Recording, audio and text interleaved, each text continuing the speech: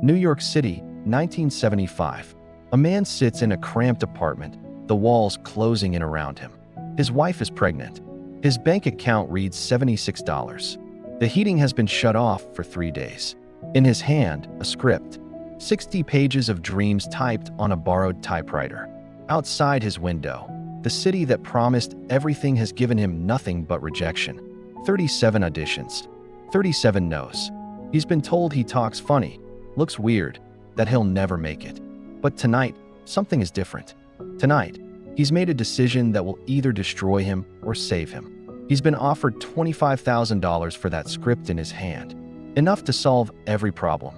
Enough to eat. Enough to survive. But there's a condition: he can't be in it. What would you do? Would you take the money? Or would you bet everything? Your last dollar, your family's future, your final chance on yourself? This is the story of a man who refused to sell his dream. This is the story of Sylvester Stallone. July 6, 1946. Hell's Kitchen, New York. The doctors didn't expect him to speak properly. During birth, forceps accidentally severed a nerve in his face, paralyzing part of his tongue and lower lip. The slurred speech that would later define his characters wasn't a choice. It was survival. His parents fought constantly. Violence echoed through cheap apartments. His father, a hairdresser with a sharp tongue, told young Sylvester he was born with a triple dose of stupid. His mother was volatile, unpredictable. School became a battlefield. Other kids mocked the way he talked. Teachers assumed he was slow. He failed classes, got expelled from multiple schools, drifted through 14 schools in 11 years. But inside that troubled kid was something else. A hunger. When the world told him he was nothing, he started lifting weights. When they said he couldn't speak right, he studied movies obsessively. Marlon Brando, James Dean, anyone who made broken souls look beautiful on screen. His parents divorced. His mother moved him to Philadelphia, then to Maryland. Instability became his only constant. He slept on bus station benches. He stole. He bounced between foster care and home. By his 20s, Sylvester Stallone was trying to become an actor. Not because it was logical, not because anyone believed in him, but because it was the only thing that made him feel alive. New York City rejected him first, then Los Angeles, then New York again. He showed up to every casting call, every audition, every open door. They looked at his crooked face, heard his slurred speech, and wrote him off. You look like a thug. We need someone who can speak clearly. Maybe try something else. He took what he could get. Softcore films just to pay rent. A role where he was on screen for 2 seconds. Background work where his face was never shown. He cleaned lion cages at the Central Park Zoo for a while. The smell stayed in his clothes for days. His wife, Sasha, believed in him at first. But belief doesn't pay bills. By 1975, things were desperate. They had no money for heat in winter. No money for food. Sasha was pregnant with their first child. The pressure crushed him. Every morning felt like waking up in a coffin. Then came the lowest moment. He stood outside a 7-Eleven with his dog, Butkus, a bull mastiff, his best friend, the only thing that loved him unconditionally. He couldn't afford dog food anymore. He couldn't even feed himself. And so he did what broke him. He sold Butkus to a stranger for $40. He walked home alone that night and cried in the dark. This wasn't just poverty. This was erasure. The world was telling him, in every possible way, that he didn't matter, that his dreams were delusions, that he should give up. But inside that broken man, something refused to die. March 24, 1975. Stallone couldn't afford a movie ticket, but he snuck into a theater anyway. On screen, Muhammad Ali versus Chuck Wepner. A nobody boxer given a shot at the world champion. Wepner wasn't supposed to last 3 rounds, but he went 15. He got knocked down. He got back up. Again and again. He didn't win, but he lasted.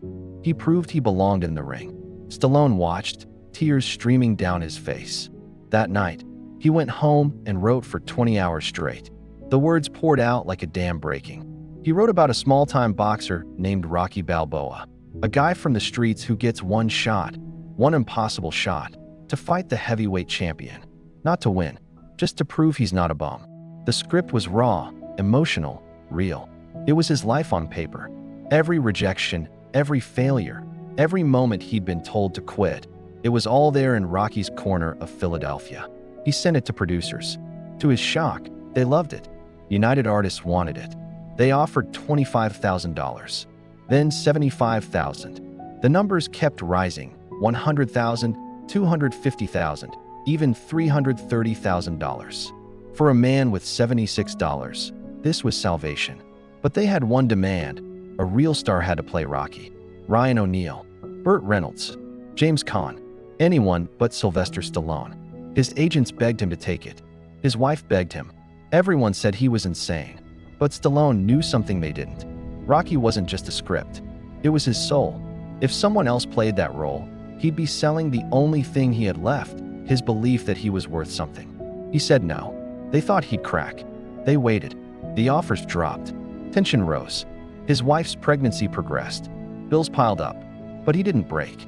Finally, the producers gave in. They'd make the movie for a tiny budget, $1 million. Stallone could star in it, but he'd only make $25,000 for writing, acting, and pouring his heart into it. He said yes, and with his first paycheck, he did something that mattered more than anything else. He went back to that stranger, found the man who bought his dog, and bought Butkus back for $3,000. November 21st, 1976. Rocky premiered. The critics didn't expect much. A low-budget boxing movie with no star power. It would come and go, they thought. But something happened. People saw themselves in Rocky. The waitress working 2 jobs. The single father struggling to provide. The dreamer who'd been told no 1,000 times. Rocky wasn't about winning. It was about lasting. About standing back up. About believing you're worth something even when the world says you're not. The film made over $225 million. It became a cultural phenomenon. At the Academy Awards in 1977, Rocky was nominated for 10 Oscars. It won 3, including Best Picture. Sylvester Stallone, the man who couldn't get cast in a commercial, stood on that stage as one of the most celebrated storytellers in the world. But the victory wasn't the money or the awards. It was that he'd bet on himself when no one else would.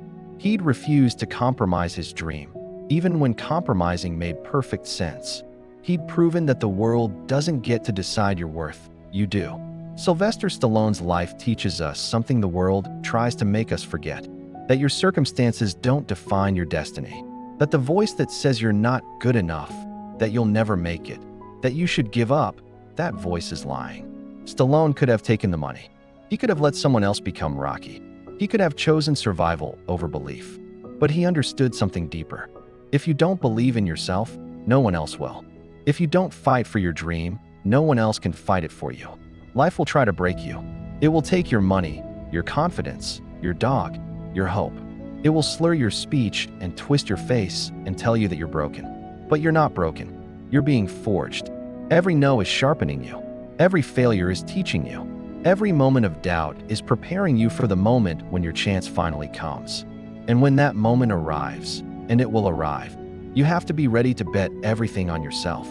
Not because it's easy, not because it's safe, but because you know, deep in your bones, that you were meant for more. Stallone once said, "I am not the richest, smartest, or most talented person in the world, but I succeed because I keep going and going and going." That's the secret. You don't have to be perfect. You don't have to be the best. You just have to refuse to quit. Because the world remembers the ones who kept fighting when fighting seemed pointless. The ones who believed when belief seemed foolish. The ones who stood back up, bloodied and exhausted, and said, "I'm not done yet." So whatever ring you're standing in today, whatever fight you're facing, remember Rocky Balboa. Remember the man who created him with $76 and a dream that wouldn't die. Get back up. Go the distance. Prove you're not a bum. The world is waiting to see what you're made of.